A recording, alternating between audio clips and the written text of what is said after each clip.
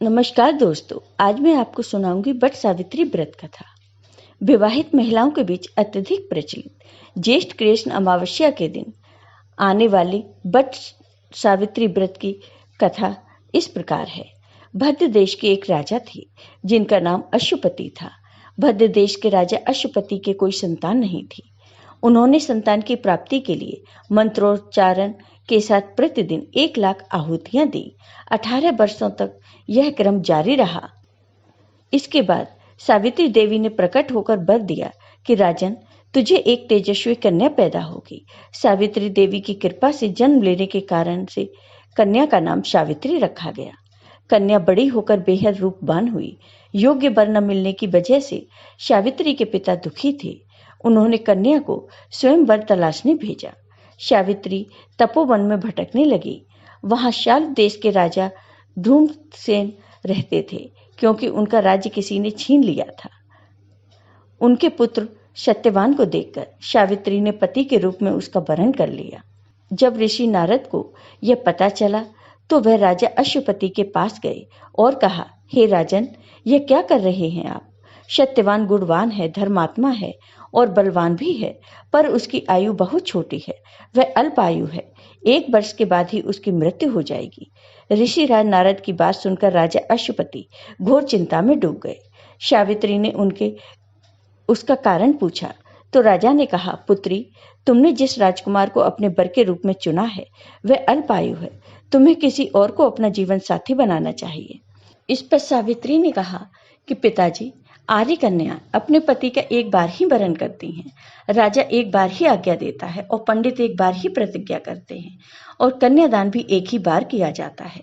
सावित्री हट करने लगी और बोली, मैं सत्यवान से ही विवाह करूंगी।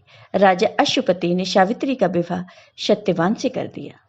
सावित्री अपने ससुराल पहुंचते ही सास ससुर की सेवा करने लगी। समय बीतता चला गया। नारद मुनि ने सावित्री को पहले ही सत्यवान की मृत्यु के दिन के बारे में बता दिया था। वह दिन जैसे जैसे करीब आने लगा, सावित्री अधीर होने लगी। उन्होंने 3 दिन पहले से ही उपवास शुरू कर दिया। नारद मुनि द्वारा कथित निश्चित तिथि पर पितरों का पूजन किया। हर दिन की तरह सत्यवान उस दिन भी लकड़ी काटने जंगल चले गए। साथ में सावित्री भी गई। जंगल में पहुंचकर सत्यवान लकड़ी काटने के लिए एक पेड़ पर चढ़ गए। तभी उनके सिर में तेज दर्द होने लगा। दर्द से व्याकुल सत्यवान पेड़ से नीचे उतर गए। सावित्री अपना भविष्य समझ गई। सत्यवान के सिर को गोद में रखकर सावित्री सत्यवान का सिर सहलाने लगी। तभी वहां यमराज आते दिखे। यमराज अपने साथ सत्यवान को ले जाने लगे। सावित्री भी उनके पीछे पीछे चल पड़ी। तब यमराज ने सावित्री को समझाने की कोशिश की कि यही विधि का विधान है, लेकिन सावित्री नहीं मानी। सावित्री की निष्ठा और पति परायणता को देख यमराज ने सावित्री से कहा, हे देवी, तुम धन्य हो, तुम मुझसे कोई भी वरदान मांग लो। सावित्री ने कहा, मेरे सास ससुर वनवासी और अंधे हैं, उन्हें आप दिव्य ज्योति प्रदान करें। यमराज ने कहा, ऐसा ही होगा, जाओ, अब लौट जाओ। लेकिन सावित्री अपने पति सत्यवान के पीछे पीछे चलती रही। यमराज ने कहा, देवी, तुम वापस जाओ। सावित्री ने कहा, भगवान, मुझे अपने पति देव के पीछे पीछे चलने में कोई परेशानी नहीं है। पति के पीछे चलना मेरा कर्तव्य है। यह सुनकर उन्होंने फिर से उसे एक और वर मांगने के लिए कहा। तब सावित्री ने कहा, मेरे सास ससुर का राज्य छिन गया है, उसे पुनः वापस दिला दें। यमराज ने सावित्री को यह वरदान भी दे दिया और कहा, अब तुम लौट जाओ। लेकिन सावित्री पीछे पीछे चलती रही। यमराज ने सावित्री को तीसरा वरदान मांगने को कहा। इस पर सावित्री ने 100 संतानों और सौभाग्य का वरदान मांगा। यमराज ने इसका भी वरदान सावित्री को दे दिया।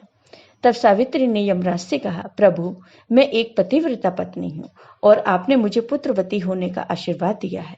यह सुनकर यमराज को सत्यवान के प्राण छोड़ने पड़े। यमराज अंतर्ध्यान हो गए और सावित्री उसी वट वृक्ष के पास आ गई जहां उसके पति का मृत शरीर पड़ा था। सत्यवान जीवित हो गया और दोनों खुशी खुशी अपने राज्य की ओर चल पड़े। दोनों जब घर पहुंचे तो देखा कि माता पिता को दिव्य ज्योति प्राप्त हो गई है।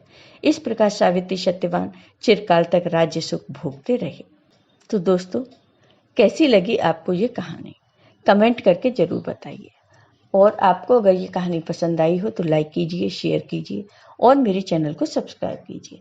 साथ ही बेल आइकॉन पर क्लिक जरूर कीजिए, जिससे हमारे वीडियो के नोटिफिकेशन आपको मिलते रहें। धन्यवाद।